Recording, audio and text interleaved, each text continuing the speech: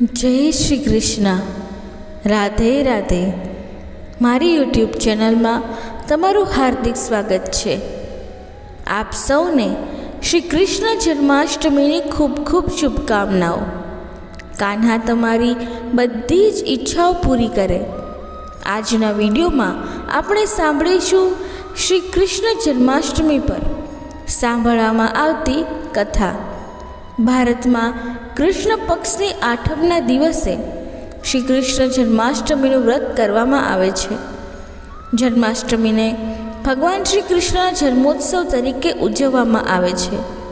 ભગવાન શ્રી કૃષ્ણનો જન્મ ભાદ્રપદ કૃષ્ણ પક્ષની આઠમના દિવસે રોહિણી નક્ષત્રમાં મધરાતે થયો હતો. જન્માષ્ટમીનું આ વ્રત આખા વર્ષ દરમિયાન કરવામાં આવતા વ્રતમાંથી સૌથી મોટું વ્રત માનવામાં આવે છે. તેને વ્રતોનો રાજા પણ કહેવામાં આવે છે. એવી માન્યતા છે કે જે પણ જન્માષ્ટમીનું વ્રત કરે છે તેને આખું વર્ષ વ્રત કરવા બરાબર પુણ્ય મળે છે.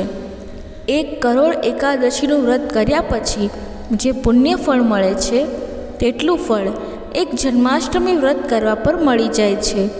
જન્માષ્ટમી પર જે પણ વ્રત કરે છે ભગવાન શ્રી કૃષ્ણ તેમની બધી મનોકામના પૂર્ણ કરે છે. માન્યતા છે કે જન્માષ્ટમીના દિવસે ભગવાન શ્રી કૃષ્ણને માત્ર એક ઝૂલો ઝૂલાવે છે. ભગવાન તેમની બધી મનોકામના પૂર્ણ કરે છે. જન્માષ્ટમીનું વ્રત કરનાર અને જન્માષ્ટમીના વ્રતની આ કથા સાંભળનારના બધા પાપોનો નાશ થાય છે. કથા શરૂ કરતાં પહેલાં કમેન્ટમાં જય શ્રી કૃષ્ણ જરૂર લખી દેજો અને બાળ કાનુડાના નામે એક લાઈક જરૂર કરજો, જેથી ભગવાન શ્રી કૃષ્ણની કૃપા હંમેશા તમારી ઉપર વરસતી રહે. તો ચાલો ભગવાન શ્રી કૃષ્ણની જય બોલાવીને કથા શરૂ કરીએ. દ્વાપર યુગમાં જ્યારે પાપ અને જુલમના ભાર હેઠળ પૃથ્વી દબાવા લાગી ત્યારે પૃથ્વી ગાય માતાનું સ્વરૂપ બનીને સૃષ્ટિના સર્જક બ્રહ્મદેવ પાસે ગઈ. સાથે બધા દેવતાઓ બ્રહ્મદેવ પાસે ગયા અને બ્રહ્માને પૃથ્વીની દુઃખદ કથા જણાવી. ત્યાં હાજર તમામ દેવતાઓએ નક્કી કર્યું કે તેઓ સંકટને હલ કરવા માટે ભગવાન વિષ્ણુ પાસે જશે. અને બધા લોકો પૃથ્વી દેવી સાથે ભગવાન વિષ્ણુ પાસે ક્ષીરસાગરમાં પહોંચ્યા. ભગવાન વિષ્ણુ શેષનાગની સૈયા ઉપર આરામ કરી રહ્યા હતા.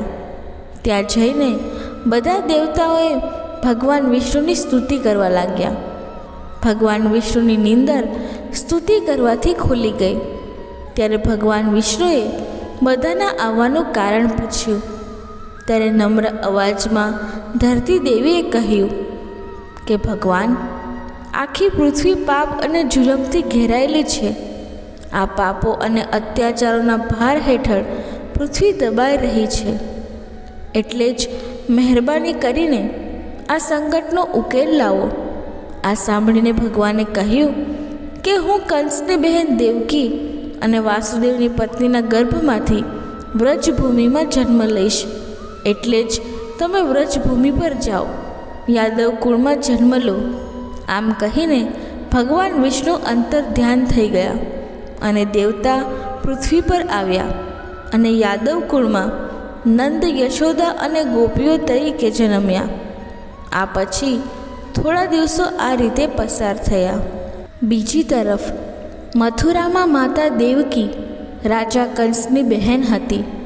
કંસને સત્તાની લાલચ હતી.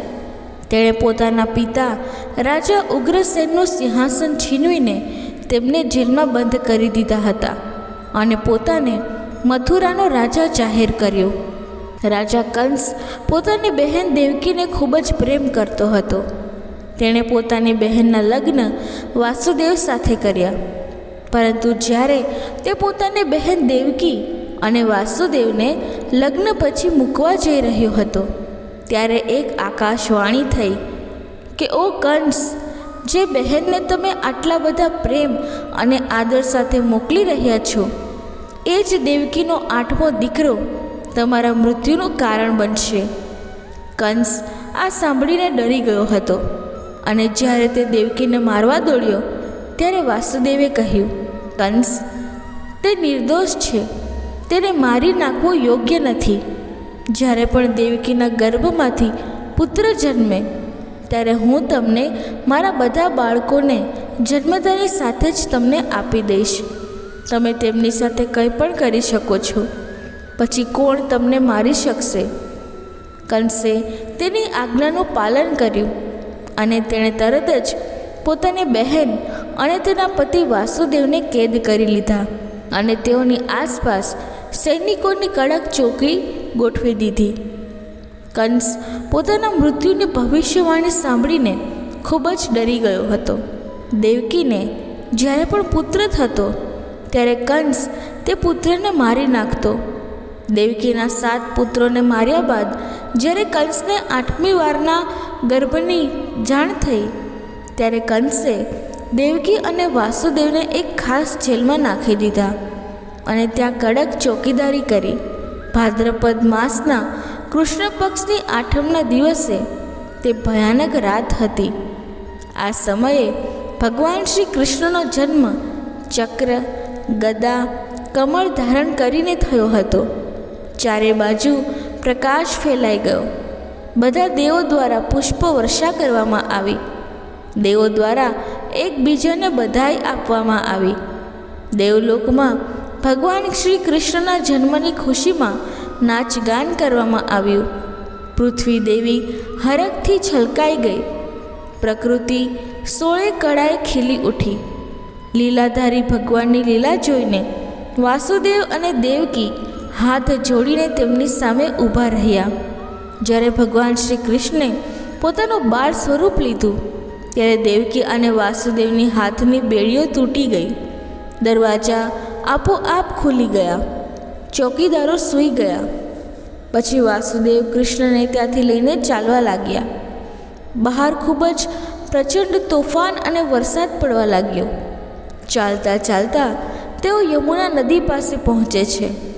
કિનારે તેમને એક સુપડી દેખાય છે જેમાં વાસુદેવ બાળ સ્વરૂપ શ્રી કૃષ્ણને રાખીને પગપાળા નદી પાર કરવાનું શરૂ કરે છે. ચાલતા ચાલતા તેઓ યમુના નદી પાસે પહોંચે છે. કિનારે તેમને એક સુપડી દેખાય છે જેમાં વાસુદેવ બાળ સ્વરૂપ શ્રી કૃષ્ણને રાખીને પગપાળા નદી પાર કરવાનું શરૂ કરે છે. ભારે વરસાદ અને નદીના પ્રવાહ વચ્ચે વાસુદેવ ગળા સુધી નદીમાં ડૂબી જાય છે. પછી બાલકૃષ્ણના રક્ષણ માટે શેષનાગ પ્રગટ થાય છે. માતા યમુના પ્રગટ થઈને ભગવાન શ્રી કૃષ્ણના ચરણ સ્પર્શ કરે છે અને રસ્તો બનાવી આપે છે. વાસુદેવ રાતના અંધકારમાં બાલકૃષ્ણ સાથે યશોદા મૈયાના ઓરડામાં પહોંચે છે. દરવાજા આપોઆપ ખુલે છે અને ગાઢ નિંદ્રામાં સૂતેલી મૈયા યશોદા પાસે તે બાલકૃષ્ણને સુવડાવીને ત્યાં સૂતેલી બાળકીને ત્યાંથી લઈ જાય છે અને જેલમાં જઈને તે દેવકી પાસે છોકરીને સુવડાવી દે છે. વાસુદેવ જ્યારે જેલમાં પાછા ફર્યા ત્યારે તેમને પોતાની મેળે જ બેડી લાગી ગઈ. તો બીજી તરફ મૈયા યશોદા અને તેના પતિ નંદબાબા સમજે છે કે તેમને પુત્રનો જન્મ થયો છે. પછી જેલમાં છોકરી રડવા લાગે છે. છોકરીની બૂમો સાંભળીને ચોકીદાર અને સૈનિકો જાગી જાય છે અને કેટલાક ચોકીદાર કંસ તરફ દોડતા જાય છે અને કંસને બાળકના જન્મના સમાચાર આપે છે. જ્યારે કંસને ખબર પડે છે કે દેવકીએ બાળકને જન્મ આપ્યો છે તેથી તે તેને મારવા માટે જેલમાં પહોંચે છે. જેલમાં પહોંચ્યા પછી તે દેવકીને પૂછે છે, શું આ છોકરી છે? દેવકી કહે છે, હા ભાઈ. પછી તે કહે છે કે તું જુઠ્ઠું બોલે છે. આ વખતે છોકરી કેવી રીતે જન્મી શકે? આકાશવાણી ક્યારેય જુઠ્ઠી ન હોઈ શકે. આકાશવાણીમાં 8મા પુત્ર વિશે વાત કરવામાં આવી હતી. તો પછી આ છોકરી કેવી રીતે આવી? અવશ્ય છોકરો થયો હશે. તમે ક્યાં છુપાવી દીધો છે? ત્યારે વાસુદેવ કહે છે કે જ્યારે મારી આંખ ખુલી તો મેં આ છોકરીને જોઈ હતી. આ સાંભળી કંસ કહે છે, હા, આ પણ વિષ્ણુની જ એક ચાલ છે, જેથી મારું મન મૂંઝવણમાં મુકાઈ જાય. તે ગમે તે કરે, પણ તે મને મારા ધ્યેયથી દૂર કરી શકતો નથી. પછી ભલે તે ગમે તે સ્વરૂપે આવે, તે મારા હાથમાંથી છટકી શકતો નથી. આમ કહીને કંસ બાળકીને દેવકીના હાથમાંથી છોડાવે છે. તે છોકરીને એકાંતમાં લઈ જાય છે અને જમીન પર ફેંકીને તેને મારવાની તૈયારીમાં હોય છે કે તે છોકરી એના હાથમાંથી નીકળીને આકાશમાં ઉડી જાય છે અને તે આકાશમાં જઈને હસવા માંડે છે. આ જોઈને કંસ ગભરાઈ જાય છે. ત્યારે છોકરી કહે છે કે, મૂર્ખ, મને મારી નાખવાથી તને કોઈ ફાયદો નહીં થાય, કારણ કે તને મારવા માટે બીજું કોઈ છે અને તેનો જન્મ આ પૃથ્વી પર થઈ ગયો છે. એ જ તને મારી નાખશે. ઓ મંદબુદ્ધિ, દુષ્ટ, તું બિચારી દેવકીને ખોટી રીતે હેરાન ના કર અને નિર્દોષ, ગરીબ અને લાચાર લોકોને મારવાનું બંધ કર. ત્યારે કદાચ તમારા પાપોને માફ કરવામાં આવશે. આમ કહીને તે છોકરી અદૃશ્ય થઈ જાય છે. કંસ દેવીની વાત સાંભળીને ગોકુલમાં કૃષ્ણને મારવા માટે ઘણા પ્રકારના રાક્ષસો મોકલવાનું શરૂ કરે છે. પરંતુ ભગવાન શ્રી કૃષ્ણએ તે બધા રાક્ષસોને ધૂળ ચટાવી દીધી. એ પછી પૂતના રાક્ષસીને કૃષ્ણને મારવા માટે મોકલવામાં આવી. પૂતના એક રાક્ષસી હતી. તેણે પોતાને ખૂબ જ સુંદર ગોવાલણનું રૂપ ધારણ કર્યું અને માતા યશોદા પાસે પહોંચી. મા યશોદાએ કૃષ્ણને રમાડવા માટે તેના ગોદમાં આપી દીધી. પૂતના કૃષ્ણને સ્તનપાન કરાવવાનું શરૂ કરે છે. તેણે પહેલેથી જ તેના સ્તન પર ઝેર લગાવી દીધું હતું. પૂતના ભગવાન શ્રી કૃષ્ણને દૂધ આપીને મારી નાખવા માંગતી હતી, પણ કૃષ્ણ ભગવાને તેમનું લોહી ચૂસવાનું શરૂ કર્યું.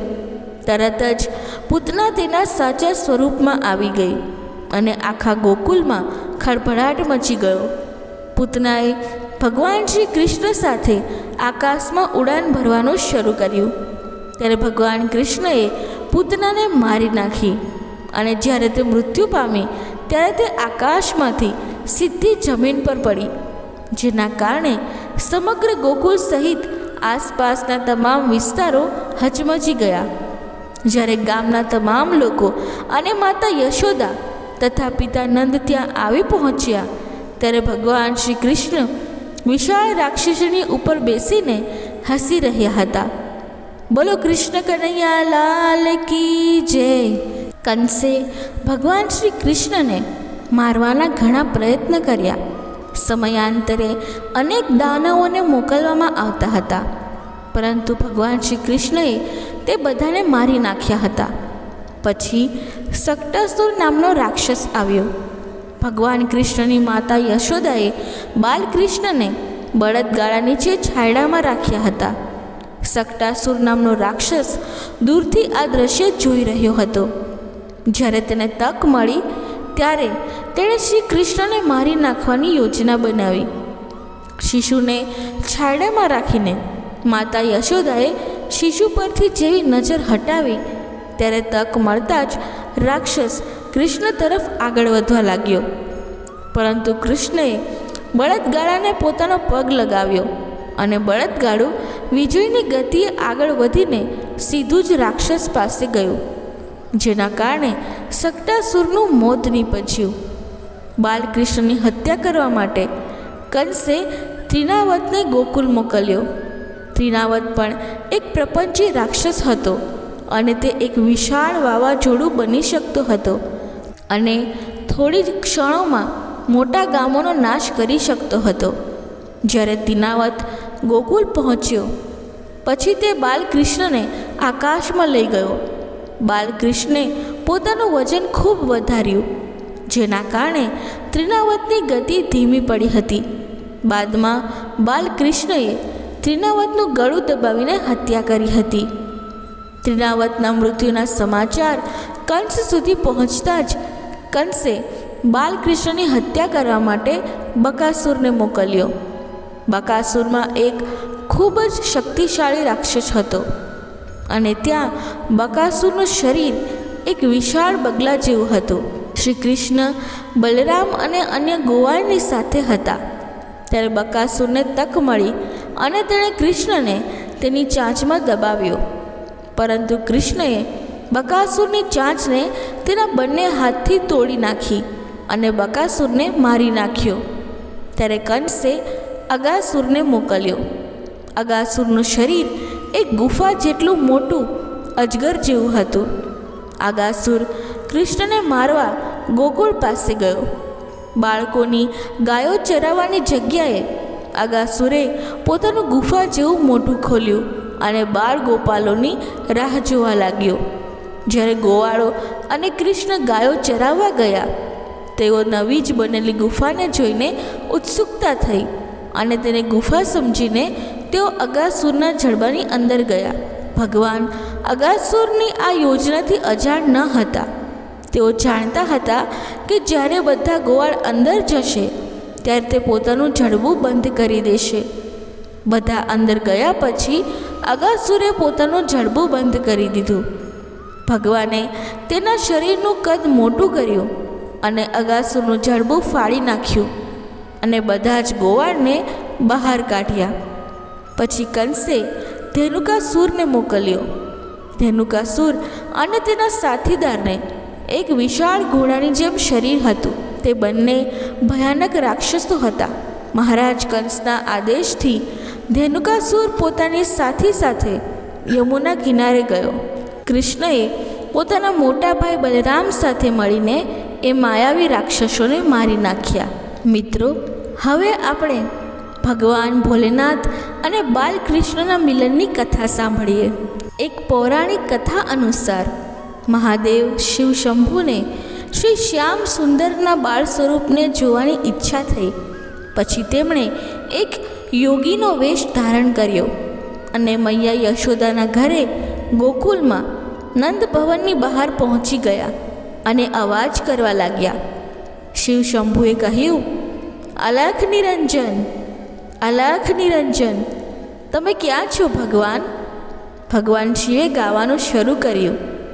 મૈયા યશોદા તે સમયે શ્રી શ્યામ સુંદરને નવડાવીને તેને શણગારી રહી હતી.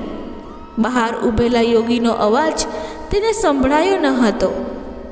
યોગી વેશધારી ભોલે બાબાએ ફરી બૂમ પાડી, પણ અંદરથી કોઈ જવાબ ન મળ્યો. પછી એક ગોકુળની એક ઘરડી ગોપી ત્યાંથી પસાર થઈ રહી હતી. પછી ત્યારે તેણે યોગીને રાહ જોતા જોયા. ત્યારે તે તેની પાસે ગઈ અને તેણે કહ્યું, બાબા, તમે કોને બોલાવો છો? ભગવાન શિવશંકરે કહ્યું, હું ઘરની સ્વામિનીને બોલાવું છું. ગોપીએ પૂછ્યું કે શું તેમને ભિક્ષા જોઈએ છે? ત્યારે શિવશંકરે કહ્યું, હા.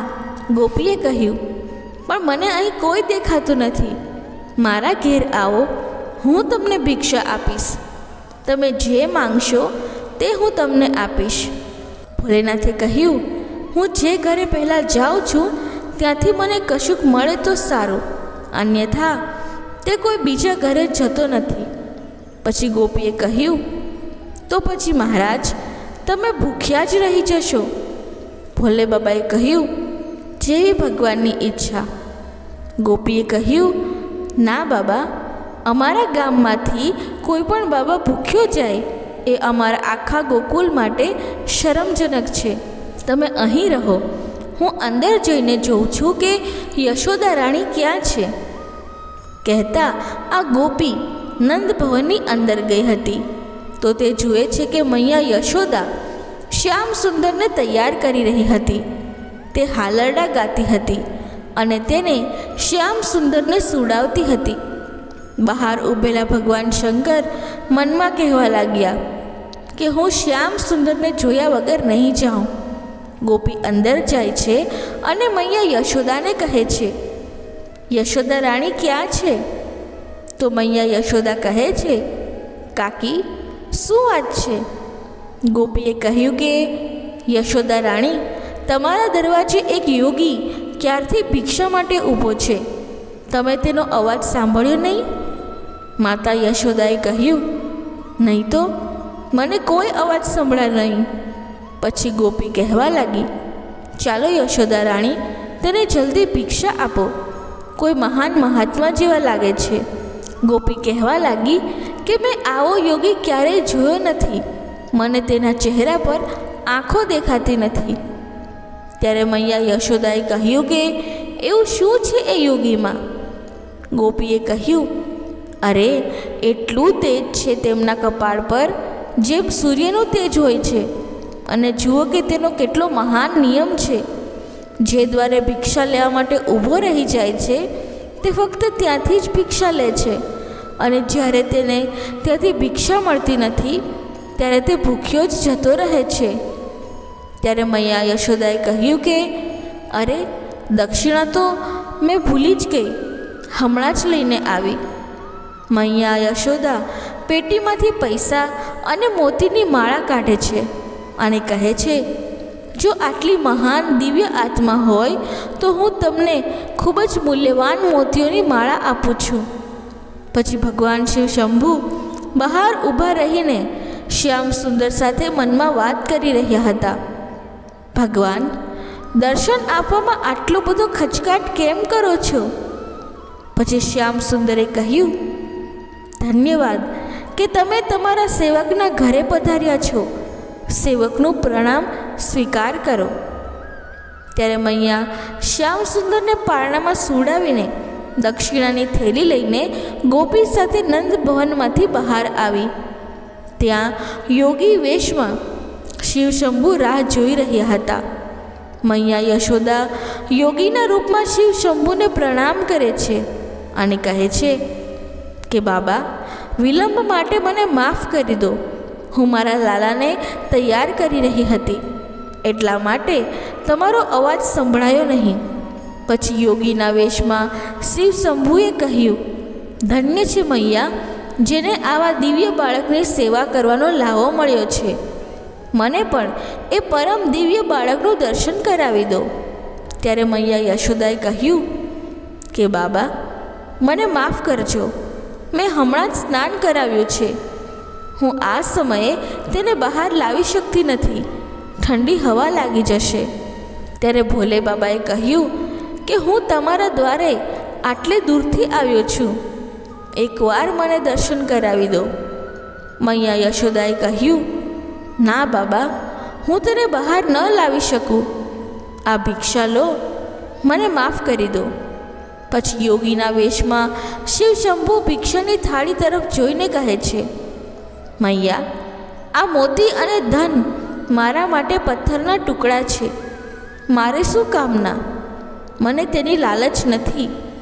જોઈએ તો મારી પાસેથી આવા હીરા અને મોતી લઈ લો, પણ મને તમારા લલ્લાના દર્શન કરાવો, એ જ મારી ભિક્ષા છે. યોગીનો વેશ ધારણ કરેલ ભગવાન શંકરે પોતાના કમંડળમાંથી હીરા અને મોતી કાઢીને મૈયા યશોદાની ભિક્ષાની થાળીમાં મૂક્યા. આ જોઈને મૈયા યશોદાને ખૂબ જ આશ્ચર્ય થયું અને ચિંતાતુર થઈને તેણે ગોપીને કહ્યું, કાકી, તે કોઈ સાધુ નહીં પણ કોઈ માયાવી લાગે છે. ગોપી ચૂપચાપ ઊભી રહીને યશોદા મૈયાનો કરુણામય ચહેરો જોઈ રહી હતી. ત્યારે આંખમાં આંસુ સાથે મૈયા યશોદા યોગીના વેશધારી શિવશંભુને કહે છે, જુઓ યોગી બાબા, તમારા જેવા ઘણા માયાવીઓ આ પહેલાં પણ અહીં આવ્યા છે.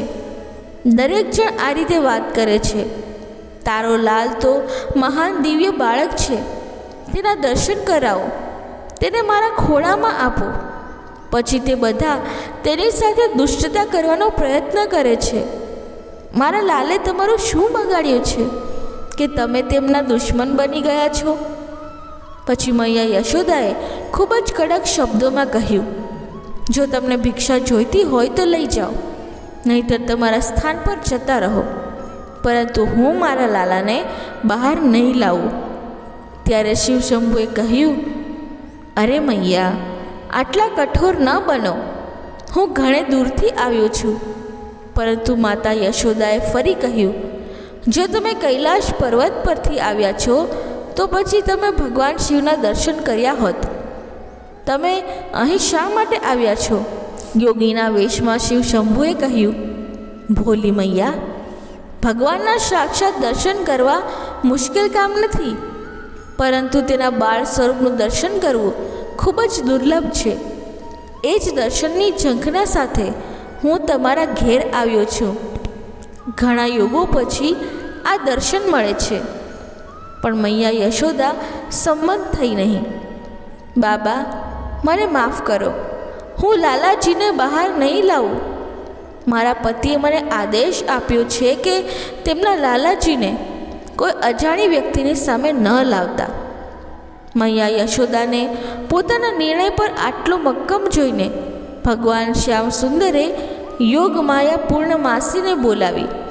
પૂર્ણમાસી બુઆ ભગવાન કૃષ્ણના જન્મ પહેલાં જ ગોકુલ આવી ચૂકેલી હતી અને ખુદ ભગવતીનું સ્વરૂપ હતી. પૂર્ણમાસી આવતાની સાથે જ તેણે કહ્યું, અરે યશોદા રાણી, આ કોઈ અજાણી વ્યક્તિ નથી. હું તેમને સારી રીતે જાણું છું. તું નસીબદાર છે કે તારા લલ્લાનો પ્રેમ તેને તારા દરવાજે લાવ્યો છે. મેં કહેલું કે ગોકુળમાં આવતા પહેલાં હું કાશીમાં રહેતી હતી. ત્યાં જ મેં તેમને જોયા હતા. આ જ સાચા અર્થમાં સર્વોચ્ચ દિવ્ય શક્તિ છે, શક્તિના પ્રતીક છે. એમ કહીને પૂર્ણમાસી પોતાની આંખમાં આંસુની ધારા સાથે પોતાનું માથું ભગવાન શિવના ચરણોમાં મૂકે છે અને તેમને વંદન કરે છે અને ઉઠીને મૈયા યશોદાને કહે છે, યશોદા, તેમને લલ્લાના દર્શન કરાવી દો. તમારા લાલાજી પણ તેમના આશીર્વાદ મેળવીને ખૂબ ખુશ થશે. મૈયા યશોદા સ્મૃતિ મુદ્રામાં પૂર્ણમાસી બાને કહે છે, શું તમે સાચું કહો છો? પણ તેમની વેશભૂષા, લાંબા વાળ, શરીરમાં ભભૂત, ગળામાં સાપની માળા જુઓ. લાલાજી તેમને જોઈને ગભરાઈ જશે. ના બાબા, હું લાલાને નહીં લાવું. બિચારી નિર્દોષ ભોલી મૈયાને શું ખબર કે સદાશિવ ભગવાન તેમના ઘરે આવ્યા છે. મૈયા યશોદાના આવા શબ્દો સાંભળીને પૂર્ણમાસી બાએ કહ્યું, ના યશોદા રાણી, તેમને જોઈને બધા ભય નાશ પામે છે, બધા અવરોધો દૂર થાય છે. મારો વિશ્વાસ કર, હું તને જૂઠું નથી કહેતી. ગોપીએ પણ પૂર્ણમાસીને ટેકો આપીને કહ્યું, એ યશોદા રાણી, આ પૂર્ણમાસી કદી જૂઠું બોલતી નથી. તમને યાદ છે જ્યારે તે પહેલીવાર ગોકુલ આવી હતી, પછી એણે તને આશીર્વાદ આપ્યા કે તમને પણ લલ્લો થશે. એ સમયે તમે બધાએ આશા છોડી દીધી હતી. તે હંમેશા સત્ય કહે છે, તેથી તેમની વાત માનો. પૂર્ણમાસીએ કહ્યું, જા દીકરી, જેને લાલાજીને લઈ આવ. મૈયા યશોદાએ કહ્યું કે હું લાલાજીને તો લઈ આવીશ, પરંતુ હું તેમને તેમના હાથમાં નહીં આપું. પૂર્ણમાસીએ કહ્યું, ઠીક છે, લાલાજીને જલ્દી લઈ આવ અને દૂરથી દર્શન કરાવી દે છે. જાઓ, જલ્દી જાઓ.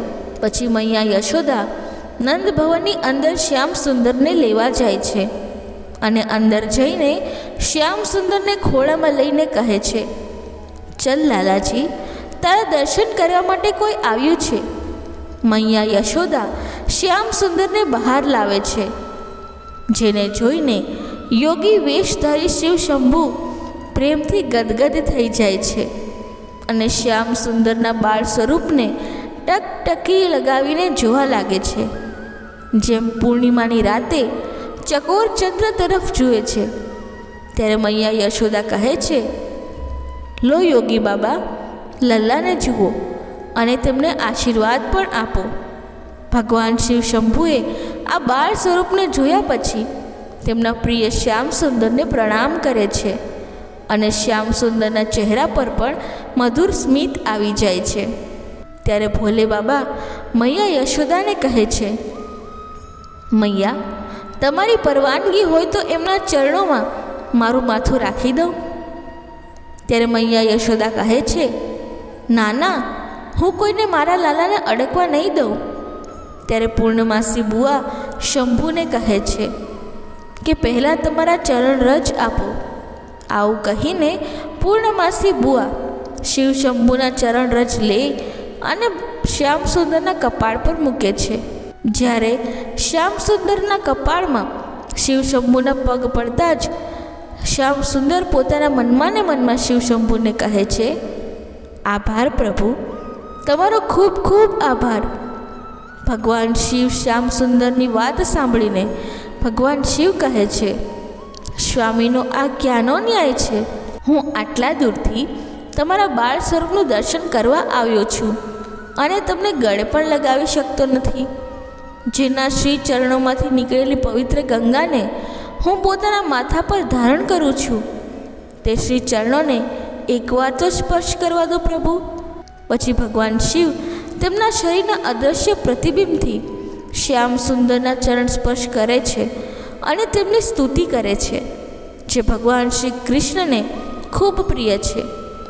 આ પછીના યોગીના વેશમાં શિવ શંભુ જોર જોરથી નાચવા માંડે છે અને મૈયા યશોદાને કહે છે કે યુગ યુગ જીએ તેરા લાલ, મૈયા યુગ યુગ જીએ તેરા લાલ. આવું અનોખું દ્રશ્ય જોઈને સ્વર્ગના તમામ દેવી દેવતાઓ પ્રસન્ન થઈ જાય છે અને ફૂલો વરસાવવા લાગે છે. ત્યારે મૈયા યશોદા કહે છે, યોગી બાબા, હવે તો ભિક્ષા લઈ લો. પછી ભગવાન શિવ કહે છે કે તમે તમારા હીરાના મોતીને તમે જ રાખો, એ મારા શું કામના? હું તો તારા લલ્લાના દર્શનથી ધન્ય થઈ ગયો છું. આજ મારી ભિક્ષા હતી. આમ કહેતા શિવ શંભુ ત્યાંથી ગાયબ થઈ જાય છે. જન્માષ્ટમીના દિવસે જે પણ કૃષ્ણના દર્શનની આ કથા સાંભળે છે તેને બાલકૃષ્ણને જોવાનો લાવો મળે છે અને તેનું પુણ્ય ફળ પણ મળે છે. બોલો જય શ્રી કૃષ્ણ. રાધે રાધે. એક દિવસે કૃષ્ણ પોતાના મિત્રો સાથે યમુના નદીના કિનારે દડો રમી રહ્યા હતા. ત્યારે તેમણે જાણી જોઈને દડાને પાણીમાં નાખી દીધો. તેમનો મુખ્ય ઉદ્દેશ તો પારિજાત લાવવાનો હતો. છેલ્લે તે કદમના ઝાડ પર ચડીને યમુના નદીમાં કૂદી પડ્યા. જ્યારે યશોદાને આ વાતની ખબર પડી ત્યારે તે દોડીને યમુના તટે આવી પહોંચી અને તેમણે યમુના નદીને પ્રાર્થના કરીને કહ્યું, હે યમુનામાં, જો મારા બાળકને તું જોઈશ તો ભાદરવાની આઠમનું વ્રત હું જરૂર કરીશ. હજારો અશ્વમેઘ યજ્ઞ, રાત સૂર્ય યજ્ઞ, દાન, તીર્થ અને વ્રત કરવાથી જે ફળની પ્રાપ્તિ થાય છે તે બધા કૃષ્ણ જન્માષ્ટમી કરવાથી થાય છે. કૃષ્ણએ પાતાળમાં જઈને નાગપત્નીને કહ્યું, તમે અહીં શું કરી રહ્યા છો?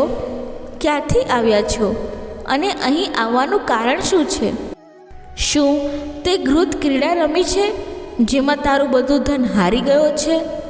જો એમ હોય તો આ મુકુટ અને મોતીઓનો હાર લઈ જા, કારણ કે જો આ સમય મારા પતિ જાગી જશે તો તને મારી નાખશે. કૃષ્ણએ કહ્યું, હે કાંતે, હું કાલિયા નાગનું શીશ કંસ સાથેની રમતમાં હારી ગયો છું અને તે જ લેવા આવ્યો છું. બાળક કૃષ્ણની આ વાત સાંભળી નાગપત્ની ગુસ્સે થઈ ગઈ અને પોતાના પતિને ઉઠાડ્યો. પોતાની પત્નીનો અવાજ સાંભળી કાલિયા નાગ જાગી ગયો અને બાળક કૃષ્ણ સાથે યુદ્ધ કરવા લાગ્યો. આ યુદ્ધમાં કૃષ્ણે કાલિયા નાગને પરાજિત કરી દીધો. હવે કાલિયા નાગ સારી રીતે ઓળખી ગયો કે હું જેની સાથે યુદ્ધ કરું છું તે વિષ્ણુ અવતાર ભગવાન શ્રી કૃષ્ણ જ છે. તેમને કૃષ્ણના ચરણમાં સાષ્ટાંગ પ્રણામ કર્યા અને પારિજાતના પુષ્પોને મુકુટમાં મૂકીને કૃષ્ણને ભેટ આપ્યા. બાલકૃષ્ણ બલરામ અને બળ ગોપાળ સાથે રમતી વખતે માટી ખાતા હતા. માતા યશોદાએ બલરામને આ અંગે પૂછ્યું તો બલરામે પણ કનૈયાને માટી ખાવાની વાતનું સમર્થન કર્યું. મૈયાએ ત્યાં પહોંચીને કૃષ્ણને પૂછ્યું, તે માટી ખાધી હતી? કનૈયાએ જવાબ આપ્યો, ના મૈયા, મેં માટી નથી ખાધી. યશોદા મૈયાએ કહ્યું, કનૈયા, ઠીક છે, તારું મોઢું ખોલ અને બતાવ.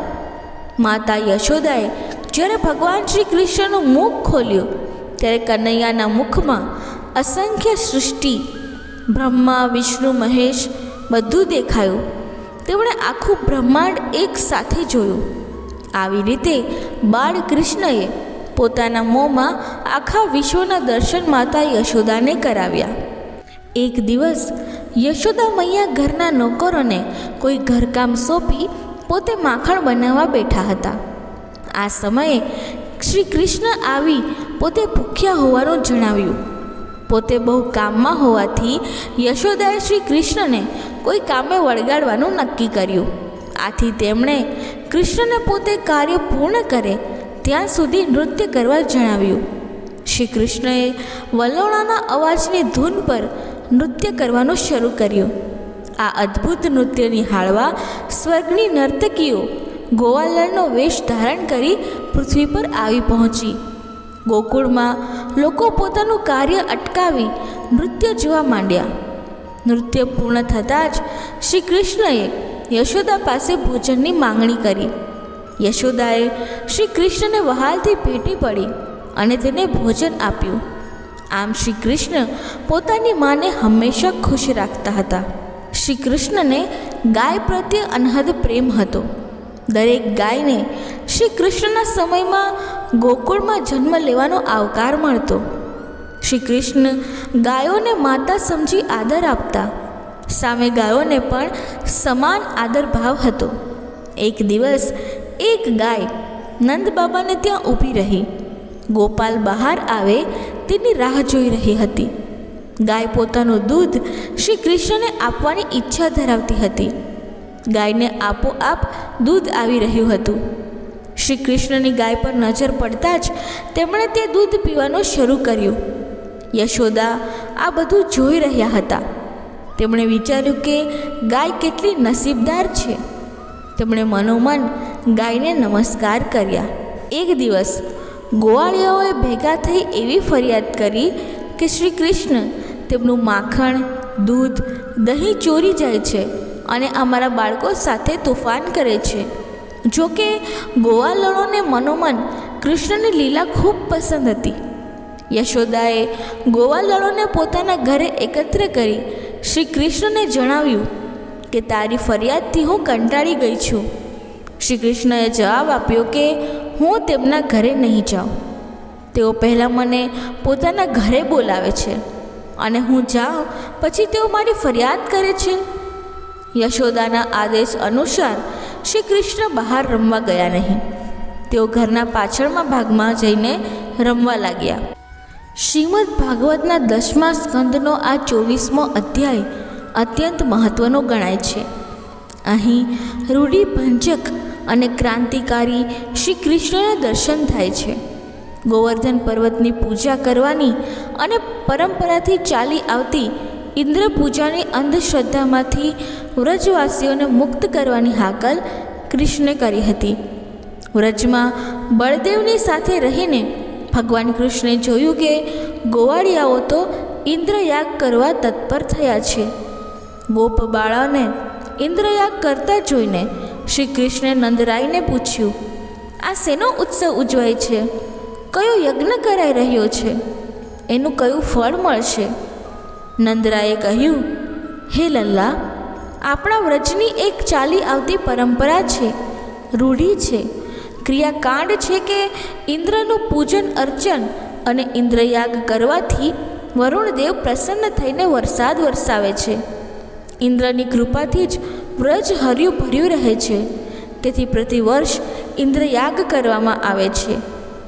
નંદરાયનો મત જાણી સસ્મિત વદને કૃપાની દાન શ્રી કૃષ્ણે કહ્યું, હે બાબા, આ સંસારમાં જે કંઈ થાય છે તે સઘળું આપણા કર્મોને આધીન છે અને નહીં કે કોઈ દેવની કૃપાથી થાય છે.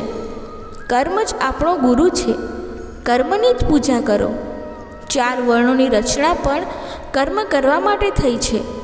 વરસાદ કોઈની કૃપાથી નહીં પણ પ્રકૃતિની રચનાથી વરસે છે.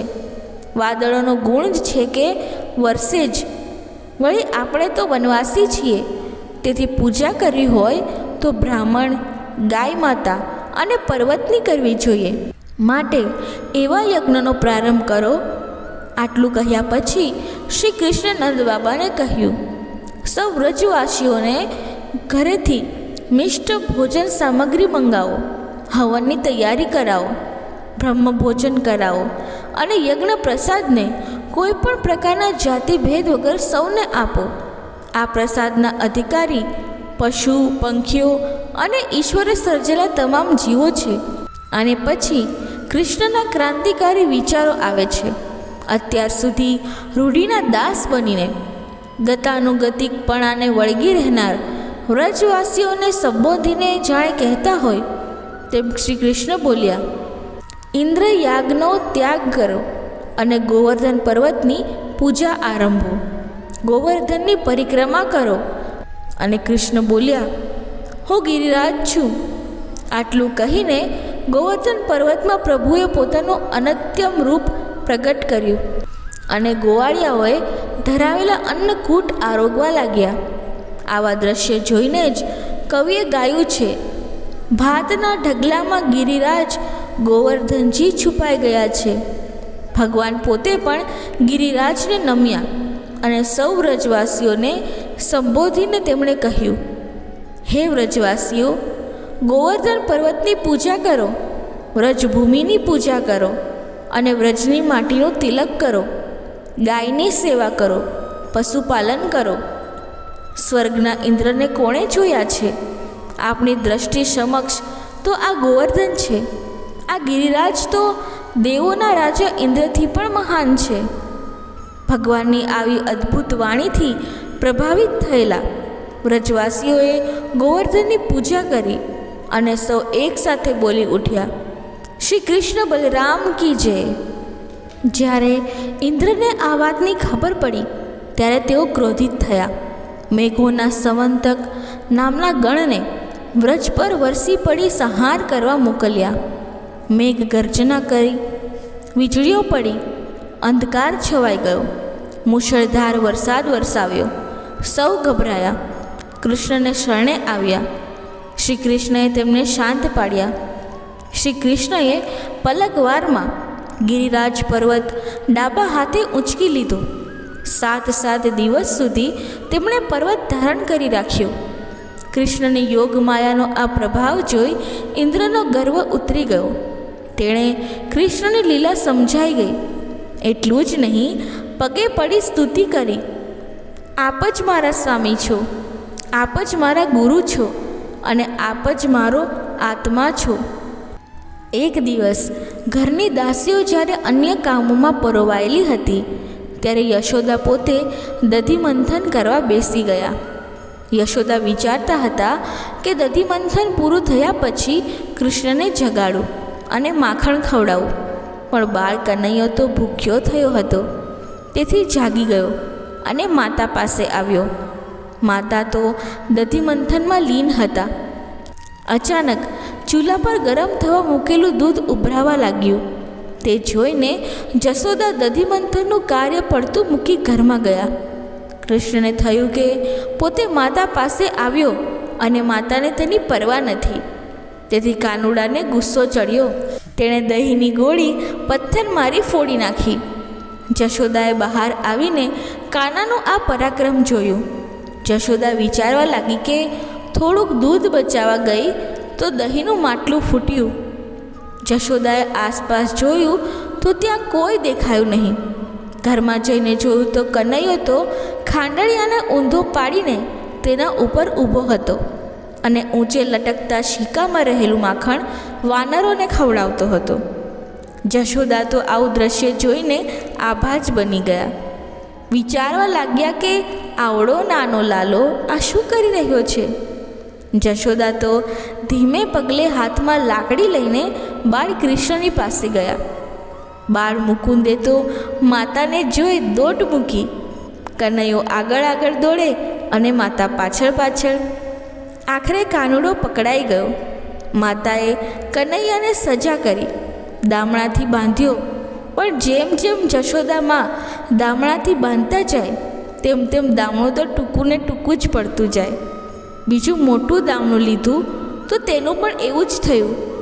ગોપિકાઓ તો મા બેટાની આવી રમત જોઈ હસી હસીને લોથપોથ થઈ ગઈ હતી. છેવટે ભગવાન બંધાઈ ગયા. વિશ્વને બાંધનારા ભગવાન દામણાથી બંધાઈ ગયા, માતાના પ્રેમમાં બંધાઈ ગયા. પ્રભુ તો જ્યાં જ્યાં પ્રેમરૂપી બંધન જુએ ત્યાં ત્યાં બંધાઈ જતા હોય છે. યશોદાના જતાં જ શ્રી કૃષ્ણએ પથ્થરની ઘંટી સાથે ચાલવાનું શરૂ કર્યું. ઘરની પાછળના ભાગના બગીચામાં પહોંચી ગયા. ત્યાં તેમણે 2 વૃક્ષ ઉખાડી નાખ્યા. આ વૃક્ષો ઘણા સમયથી કૃષ્ણની રાહ જોઈ રહ્યા હતા. હકીકતમાં બંને વૃક્ષો કુબેરના પુત્રો હતા, પરંતુ અભિમાનની સ્વભાવને કારણે નારદ મુનિનો શ્રાપ લાગતા તેઓ વૃક્ષો બની ગયા હતા.